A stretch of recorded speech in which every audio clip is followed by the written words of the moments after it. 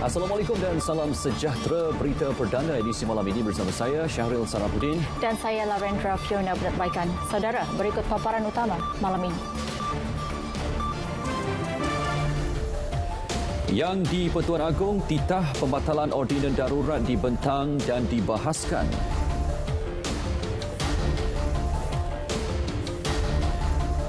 Mesyuarat khas Dewan Rakyat ditangguh ke Isnin susulan kes COVID-19.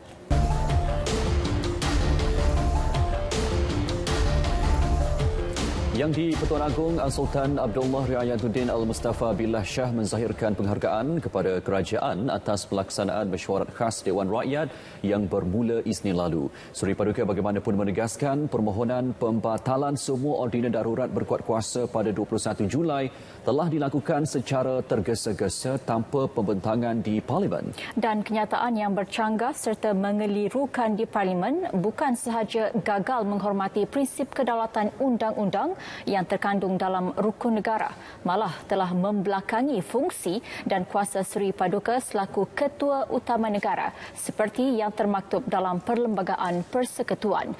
Menerusi kenyataan media Istana Negara, Al-Sultan Abdullah turut menegaskan apa yang telah diperkenan dan dipersetujui dengan Menteri di Jabatan Perdana Menteri, Parlimen dan Undang-Undang Datuk Seri Taqiyuddin Hassan serta Peguam Negara Tan Sri Idrus Harun semasa majlis menghadap secara maya pada 24 Julai supaya cadangan pembatalan semua ordinan darurat dibentang dan dibahaskan di Parlimen bagi tujuan diungkaikan tidak dilaksanakan. Justru Seri Paduka menitahkan supaya ahli-ahli Parlimen memberikan keutamaan kepada kemaslahatan dan kesejahteraan rakyat serta negara untuk mencari penyelesaian terhadap pelbagai masalah yang dihadapi ketika pandemik COVID-19 ini, sekaligus mengelak daripada mengeluarkan kenyataan yang boleh mengelirukan. Al-Sultan Abdullah seterusnya menyeru rakyat mendoakan agar negara sentiasa berada di bawah lindungan Allah, dijauhi dari sebarang musibah dan COVID-19 dapat dibendung serta diakhiri dengan segera. Sementara itu, dalam satu kenyataan, Perdana Menteri Tan Sri Muhyiddin Yassin menjelaskan semua tindakan diambil kerajaan adalah teratur, selaras dengan peruntukan undang-undang dan Perlembagaan Persekutuan. Menurut Perdana Menteri, pada 23 Julai, beliau mengutuskan warkah kepada Seri Paduka Baginda untuk menyembah maklum nasihat Jumaat Menteri supaya ordinan darurat dibatalkan dan memohon perkenan Al-Sultan Abdullah. Susulan itu yang di Pertuan Agong pada 24 Julai menitahkan Menteri di Jabatan Perdana Menteri, Parlimen dan Undang-Undang Datuk Seri Taqiyuddin Hassan dan Peguam Negara menghadap untuk memberikan penjelasan terperinci mengenai nasihat tersebut. Apabila mesyuarat khas Dewan Rakyat bermula pada Isnin lepas, semua ordinan darurat telah dibentang di atas meja Dewan Rakyat selaras dengan peruntukan perkara 150-3 Perlembagaan Persekutuan. Namun ahli Parlimen Pembangkang telah mendesak supaya Dewan Rakyat mengungkaikan ordinan darurat yang dimasyhurkan oleh Yang di-Pertuan Agong. Susulan itu, Datuk Seri Taqiyuddin memaklumkan kepada ahli Dewan Rakyat bahawa kerajaan iaitu Jumaah Menteri telah membuat keputusan untuk membatalkan ordinan darurat berkenaan. Ini adalah satu kenyataan fakta yang bertujuan memaklumkan kepada Dewan Rakyat keadaan sebenarnya secara telus. Oleh itu, Perdana Menteri dan Peguam Negara telah memohon menghadap Yang di-Pertuan Agong pada Selasa untuk menjelaskan kedudukan sebenar pembatalan ordinan darurat. Pada sesi tersebut juga, Perdana Menteri menyembah maklum pandangan kerajaan bahawa semua ordinan darurat tersebut tidak perlu diungkaikan oleh Parlimen memandangkan Jumaah Menteri sudah menasihati Baginda untuk membatalkannya. Justru Perdana Menteri menasihati rakyat supaya sentiasa bertenang dan kerajaan akan menyelesaikan isu ini mengikut undang-undang dan perlembagaan.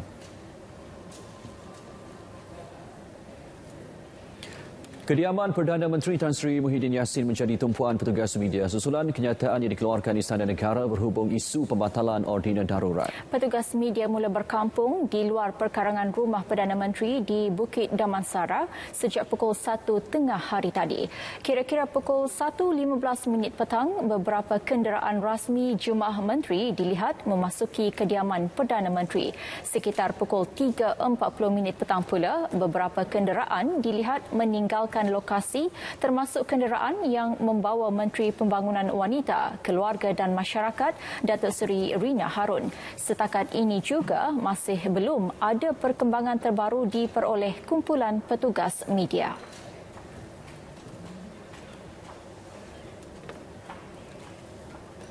Timbalan Perdana Menteri Datuk Seri Ismail Sabri Yaakob menegaskan kerajaan yang dipimpin Perdana Menteri Tan Sri Muhyiddin Yassin masih mendapat sokongan melebihi 110 ahli parlimen. Sehubungan itu, rakyat diminta bertenang dalam menghadapi situasi terkini.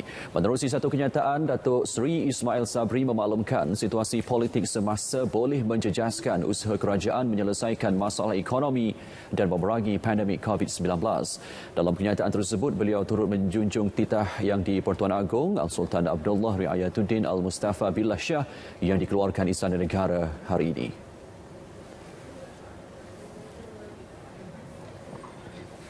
Lapan pakej bantuan dan rangsangan ekonomi bernilai RM530 bilion diperkenal sejak pandemik mula melanda negara awal tahun lalu.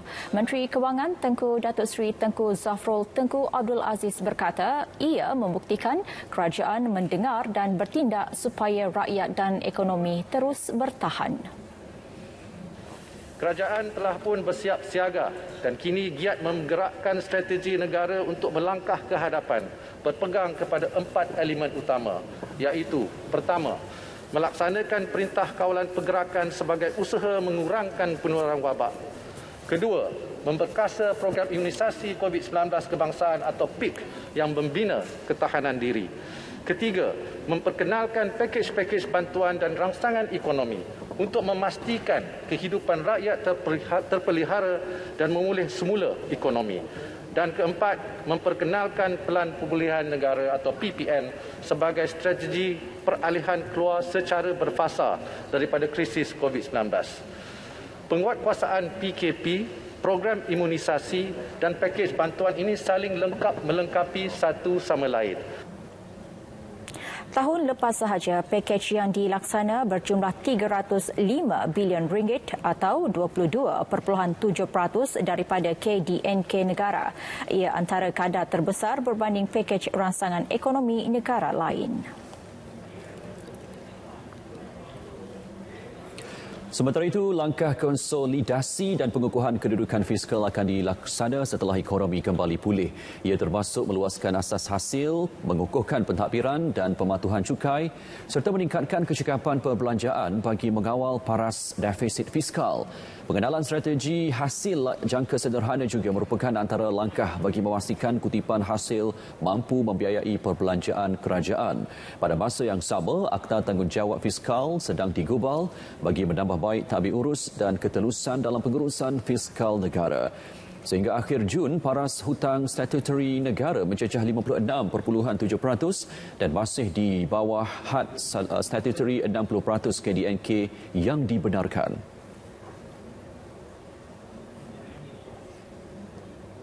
Dengan ruang fiskal yang terhad, kerajaan tiada pilihan selain mengoptimumkan sumber pembiayaan sedia ada melalui rasionalisasi perbelanjaan, peningkatan hasil daripada ekosistem kerajaan termasuk penggunaan dana akuan serta bersedia meningkatkan had ceiling KWC 19. Dalam masa yang sama, kerajaan bersedia melonggarkan peraturan had hutang untuk menyokong Pelan Pemulihan Ekonomi berdasarkan kemampuan keberhutangan negara.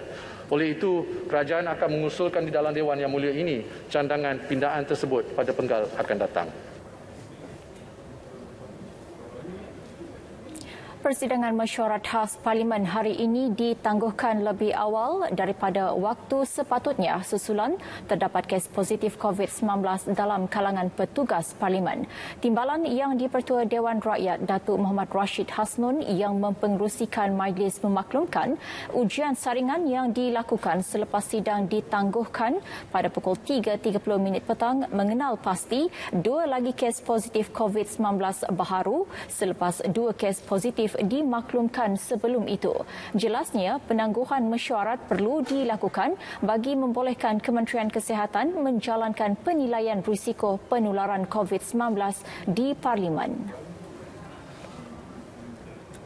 Kepada ahli yang berhormat dan pegawai-pegawai yang telah berada di Kompleks Parlimen pada hari Isnin 26 Julai, Selasa 27 Julai, Rabu 27 Julai yang lalu tetapi tidak hadir pada hari ini, maka disarankan untuk menjalani ujian di mana-mana klinik berdekatan dengan kadar segera. Jadi jumlahnya setakat hari ini ada 4 orang yang telah dijangkiti positif COVID-19. Selaras peraturan mesyuarat 12/2, mesyuarat terpaksa ditangguhkan sehingga 10 pagi Isnin ini. Terdahulu, mesyuarat ditangguhkan sehingga 5:15 petang susulan makluman Kementerian Kesihatan yang mengesahkan dua kes positif COVID-19 dalam kalangan petugas Parlimen dikesan semalam dan hari ini. Penangguhan itu bagi membolehkan kesemua individu yang hadir dalam sidang Parlimen menjalani saringan COVID-19 dan mereka tidak dibenarkan keluar dari bangunan Parlimen sehingga keputusan saringan diperoleh. Pada sesi pagi, mesyuarat khas Dewan Rakyat ditangguh sementara kira-kira pukul 12.30 tengah hari.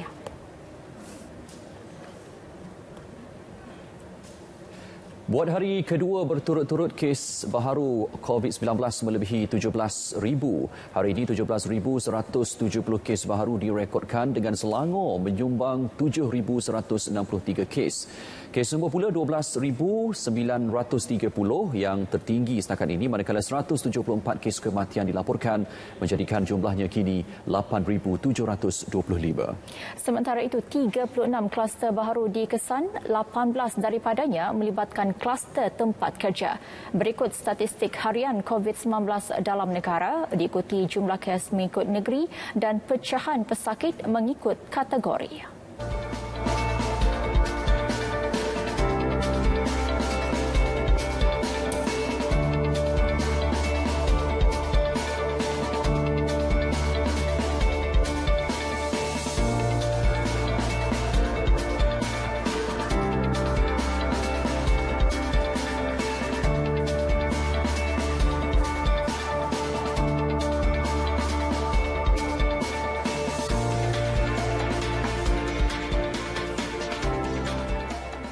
$552,701 dos vaksin COVID-19 diberikan semalam yang juga hari ketiga berturut-turut Malaysia merekodkan pemberian vaksin harian melebihi 500,000 dos. Jumlah kumulatif pemberian vaksin sehingga semalam 18.946 juta dos dengan 6.1 juta orang telah melengkapkan dos kedua masing-masing. Kita ikuti data harian vaksinasi di Malaysia mengikut negeri.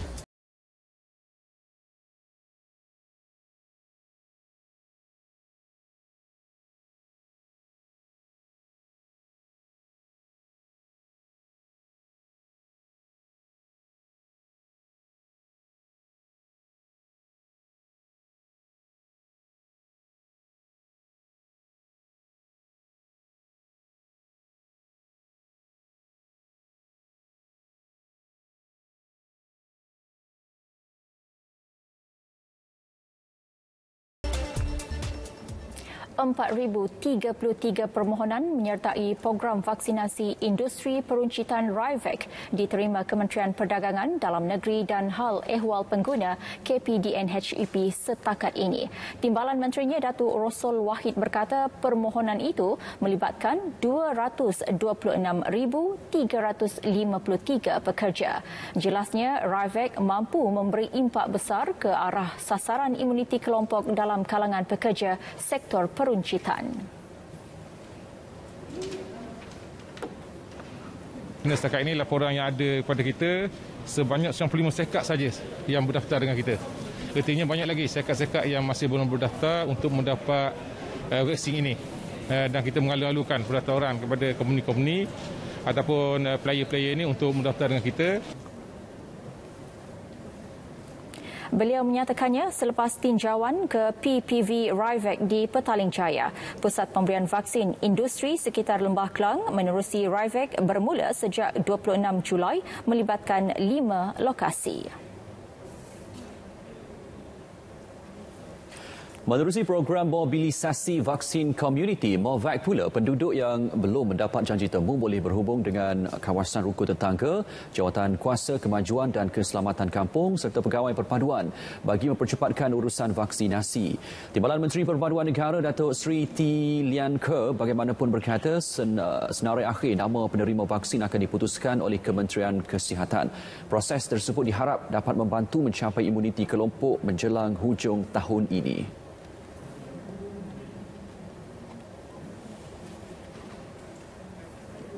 Mereka yang belum mendaftar untuk mendaftar secepat mungkin, dan mereka yang rasa terdesak mahu mendapat vaksin secepat mungkin boleh hubungi pegawai-pegawai perpaduan, KRT, Tumpat, Tunghulu dan sebagainya, dan kita akan uruskan bekerjasama dengan KKM. Beliau berkata demikian selepas melancarkan program MOVAC di Kampung Tras Raub melibatkan 690 penerima vaksin. Di Pahang, program MOVAC dilaksanakan di daerah Kuantan, Jurantut, Raub dan Rompin. Ia akan diperluas ke daerah lain terutama di kawasan pedalaman sekiranya mendapat permintaan.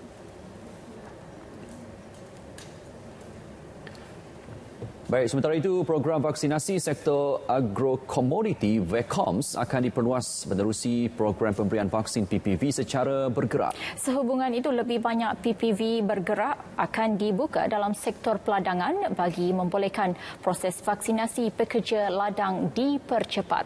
Ketua Setiausaha Kementerian Perusahaan Perladangan dan Komoditi Datuk Ravi Muthaya berkata pihaknya masih menunggu permohonan rasmi daripada Persatuan Minyak Sawit Malaysia sebelum perkara itu dibincang bersama Kementerian Sains, Teknologi dan Inovasi serta Badan Bertindak Imunisasi COVID-19.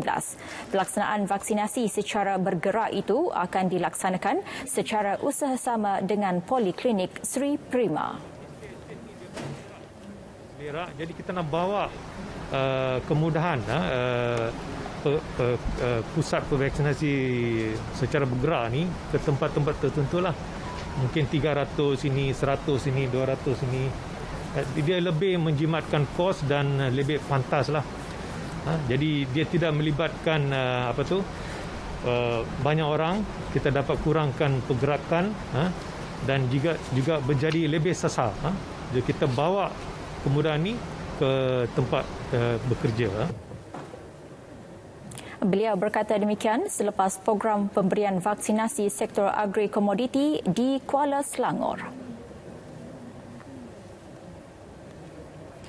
Kes positif COVID-19 yang kembali meningkat di Kelantan termasuk yang melibatkan kes sporadik meletakkan negeri itu dalam keadaan bahaya. Mengambil kira keadaan itu, Menteri Besar Datuk Ahmad Yaakob dijangka membuat permohonan rasmi kepada Kementerian Sains, Teknologi dan Inovasi MOSTI bagi menambah bekalan dos vaksin ke negeri itu. Pengerusi Jawatankuasa Kerajaan Tempatan, Perumahan dan Kesihatan Dr. Izani Husin berharap MOSTI dapat membekalkan 30,000 dos vaksin tidak kira jenama dan 8,000 dos vaksin CanSino untuk orang asli Ogos ini. Jumlah itu sebagai tambahan kepada 500,000 dos yang sudah diperoleh bulan ini. Keperluan untuk mempercepatkan program vaksinasi itu perlu disegerakan berikutan tahap pematuhan SOP Rakyat Kelantan dilaporkan semakin merosot. Dan hari ini kita terpaksa membuka balik PKRC yang kita telah tutup. PKRC yang kita telah tutup, kita buka balik dan ada pula hot standby. Dan fasiliti hospital kita ada dah hot sampai kepada 100%. Ada yang 70, ada 80%. Jadi kalau ke trending kes ini, kita bimbang fasiliti kita, hospital juga kita akan tenat ataupun terancam. Jadi satu-satunya cara ialah kita mohon sangat-sangat daripada MOSTI untuk memberi bekalan vaksin yang mencukupi pada kita. Dr. Izzani hadir mesyuarat Jawatankuasa Kecil Keselamatan Negeri Kelantan di Kota Baru yang dipengerusikan Datuk Ahmad Yaakob. Setakat ini, Pusat Pemberian Vaksin di Kelantan mampu memberi 33,000 dos vaksin sehari. PTPTN laksana penjenamaan menyeluruh menerusi Pelan Strategik 2021-2025. Paparannya seketika nanti, terus bersama Berita Perdana.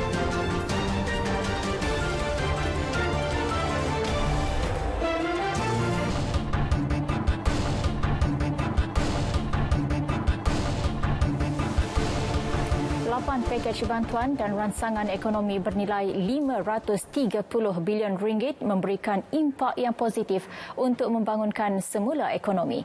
Menurut Profesor Ekonomi dan Polisi Kesihatan Universiti Kuwait, Profesor Datuk Dr. Said Muhammad Al-Junid Said Junid, bantuan itu mengimbangi keperluan dan perkembangan situasi semasa dalam negara.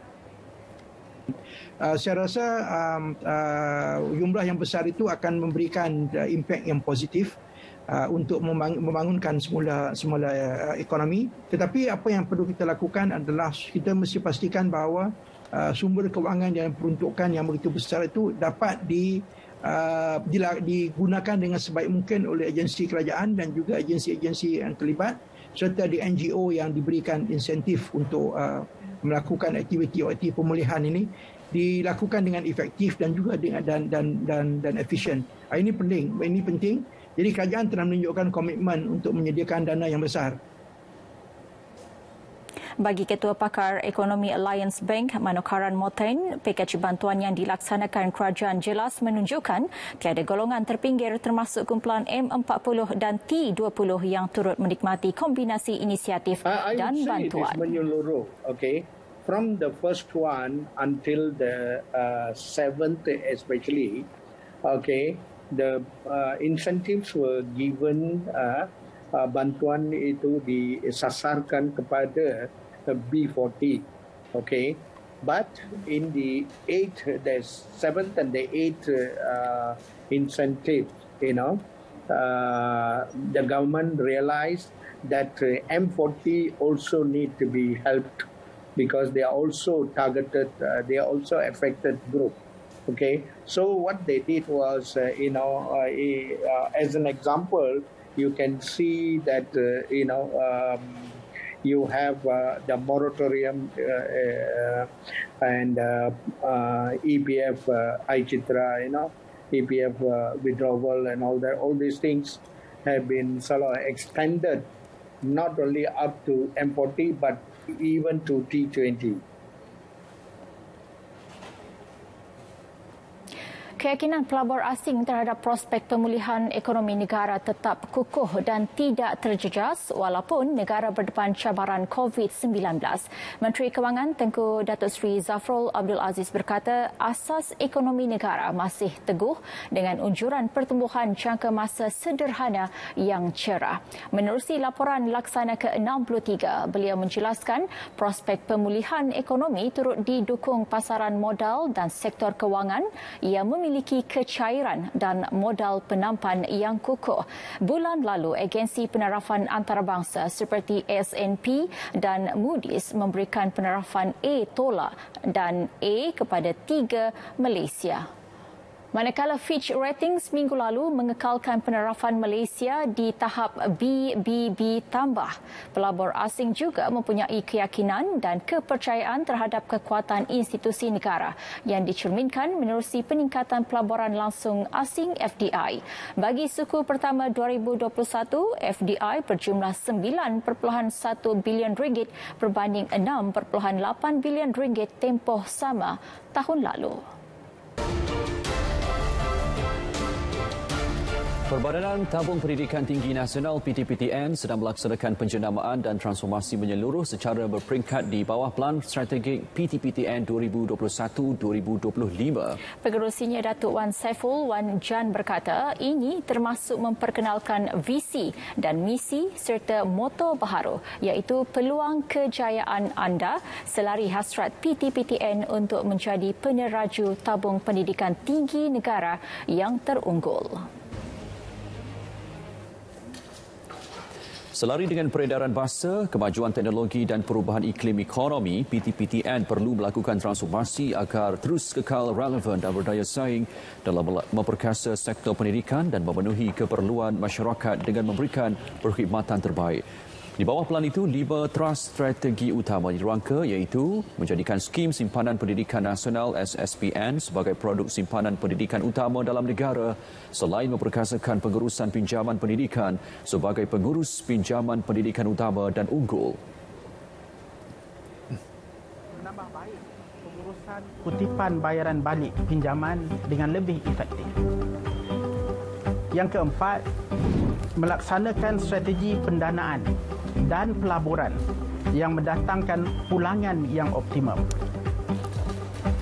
Dan kelima, yang terakhir, memperkasa organisasi yang lebih dinamik dan lebih cemerlang.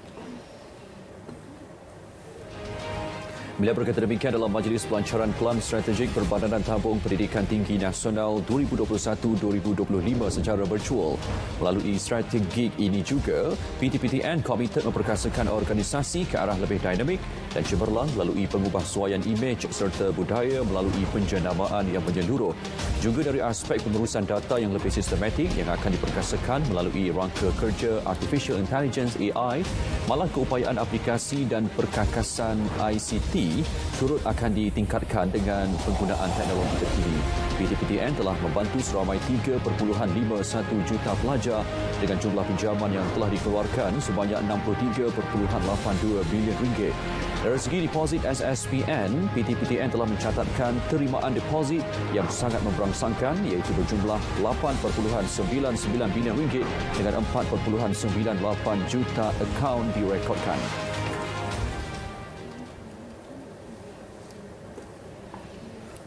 Berita perdana malam ini kita teruskan dengan perkembangan sukan. Kita terus bersama Syarul Islam. Syai, silakan. Beralih ke perkembangan aksi Liga Malaysia. Juara 7 kali Johor Darul Takzim JDT mengukuhkan kedudukan di Persada Liga Super selepas menewaskan Selangor FC 3-1 di Stadium Majlis Bandaraya Petaling Jaya malam tadi. Keputusan itu menyaksikan JDT kini mengumpul 36 mata sekaligus mempunyai kelebihan 6 mata daripada pencabar terdekat Terengganu FC. Dalam perlawanan tersebut, 3 gol JDT dijaringkan oleh Bergson Da Silva pada minit ke-45, Matthew Davis di minit ke-79 dan Muhammadul Sumareh ketika masa kecederaan. 1 gol Selangor FC dijaringkan oleh Ifidayo Olusegun pada minit ke-62. Ini juga adalah kemenangan ke-11 buat JDT dan kekalahan ke-5 buat Selangor FC dalam kempen Liga ketika ini. Selepas ini, JDT dijadual menentang Perak FC pada Sabtu manakala skuad Red Giants akan menentang Penang FA pada hari yang sama. Kita kena kreatif. Elemen itu penting agar aktiviti fizikal dan kecergasan masih boleh dilakukan walaupun dalam situasi pergerakan terkawal mengikut tahap keupayaan diri dan kesesuaian persekitaran. Itu saranan Kementerian Kesihatan KKM kepada orang ramai bagi memastikan setiap individu kekal sihat dan bertenaga dalam menjalani rutin seharian sepanjang tempoh pandemik ini. Pegawai Pendidikan Kesihatan KKM Wan Muhammad Hakim Wan Ismail berkata ia perlu dilakukan secara konsisten untuk menangani risiko masalah kesihatan lain. Most of rakyat Malaysia kena stay dekat rumah sewaktu PKP ni. Alright. Jadi kempen kita nak rakyat Malaysia kekal aktif walaupun kita duduk dekat rumah. Sekurang-kurangnya sedikit sebanyak dapat mengurangkan masalah kesihatan dan juga masalah mental. Lakukan aktiviti fizikal ni bukan sahaja kita boleh dapat sihat, malah cergas juga. Kalau kita tengok kajian yang telah dijalankan oleh WHO, mereka mengatakan bahawa aktiviti fizikal juga dapat mengurangkan penyakit seperti stroke, seperti masalah hypertension dan juga masalah jantung. Ini yang telah dikeluarkan oleh WHO. Dengan melakukan aktiviti fizikal secara konsisten lah. Dan juga kawal pemakanan. Sebab ada yang melakukan aktiviti fizikal dan mereka kata dah lakukan aktiviti fizikal confirm sihat tak. Kita kena kawal juga pemakanan kita. Kita kena balance lah, ambil makanan yang seimbang. Ini bermakna kalau kita bahagikan, dewasa dan warga emas mestilah kekal aktif dengan intensiti yang sederhana, lebih kurang 30 hingga 40 minit setiap hari. Lakukan apa saja aktiviti fizikal seperti memasak, mengemas, mengemuk, mencuci kereta pun boleh. Hanya 40 minit setiap hari. Orang ramai juga boleh mendapatkan pelbagai infografik dan video kesihatan serta boleh mengikuti aktiviti kecergasan secara maya di portal My Health KKM. Wan Muhammad Hakim berkata demikian dalam sesi temu bual mengenai kempen aktiviti fizikal dan merokok KKM secara maya. Penubuhan Markas Arahan Keselamatan Cyber dapat mengurangkan risiko ancaman cyber khususnya melibatkan unsur penipuan terhadap pengguna alam maya. Adakah keselamatan pengguna dan kedaulatan keselamatan data negara selari dengan revolusi terkini daripada sang penggodam? Laporan Grace Aisyah Kedayan.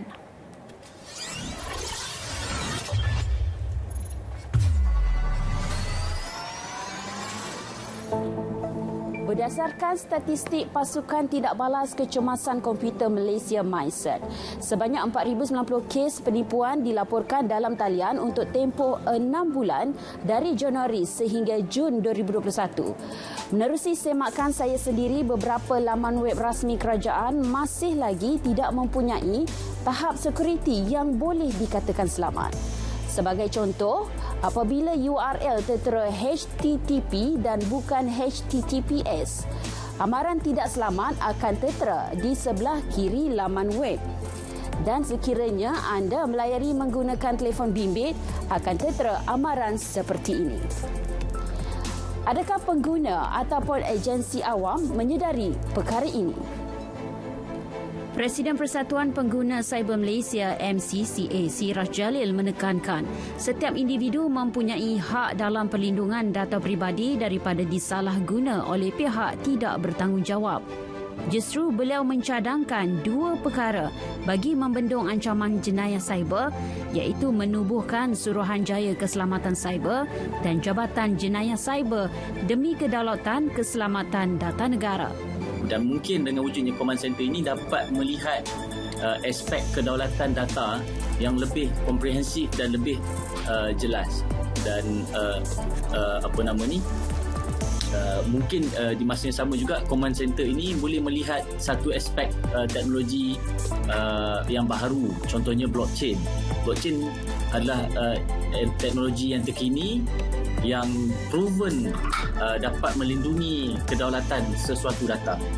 Dan mungkin dah sampai masanya command center ini melihat kegunaan teknologi sebegini dalam melindungi kedaulatan keselamatan negara kita.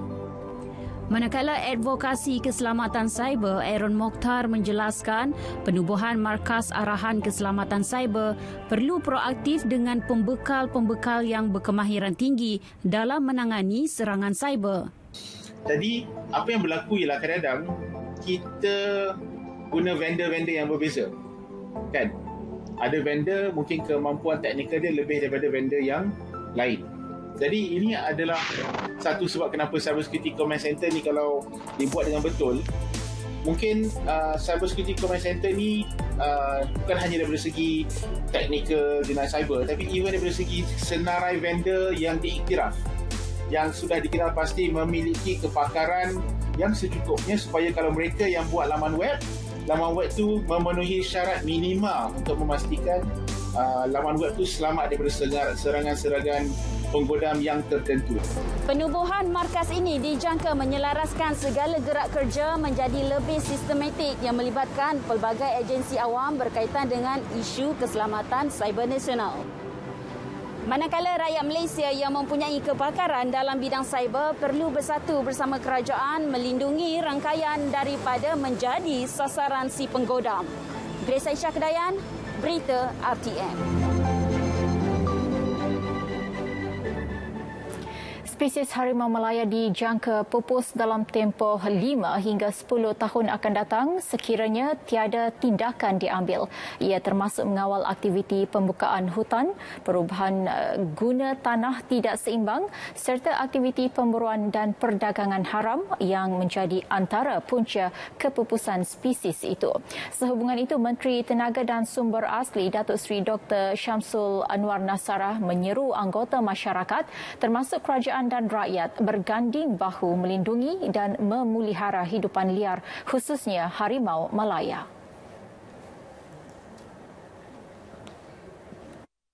Marilah sama-sama kita memastikan harimau Malaya tidak pupus dan simbolnya kepada jata negara dapat terus dikekalkan. Kita tidak mahu suatu hari nanti harimau Malaya hanya tinggal nama dan gambarnya sahaja. Beliau berucap dalam majlis perasmian webinar sempena Hari Harimau Sedunia 2021 secara maya. Populasi harimau Malaya merekodkan penurunan kepada 250 hingga 340 ekor pada 2014 berbanding 3,000 ekor sekitar tahun 1950.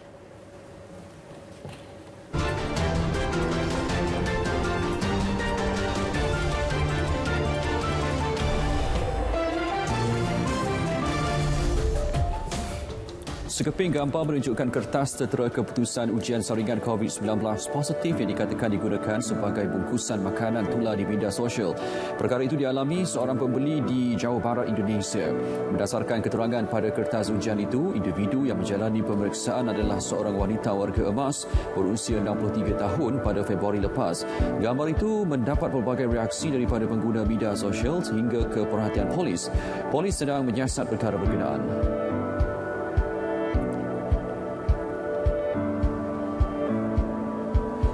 Binaan batu terkenal Tonhenge bakal kehilangan status warisan dunia Pertubuhan Pendidikan, Saintifik dan Kebudayaan Pertubuhan Bangsa-Bangsa Bersatu UNESCO sekiranya terowong dibina merentasi kawasan berkenaan. Projek pembinaan terowong itu dianggarkan bernilai 1.7 bilion pound atau 9.9 bilion ringgit. Mahkamah Tinggi dijangka memutuskan sama ada projek terbabit bakal dilaksanakan atau sebaliknya pada minggu depan. Amaran dari UNESCO itu dibuat beberapa hari selepas Liverpool kehilangan status bandar warisan dunia. Memiliki 4 telinga, seekor kucing di Amerika Syarikat menjadi sensasi di media sosial. Aslan dan 13 beradiknya diselamatkan dari sebuah bengkel kenderaan pada tahun lalu. Kini Aslan dipelihara oleh salah seorang penyelamatnya, Sauti Komanduri, seorang penalisis kewangan. Keistimewaan yang terdapat pada Aslan meraih ribuan pengikut di media sosialnya, terutama para pencinta kucing. Pakar memberitahu genetik 4 telinga adalah genetik resesif yang jarang berlaku.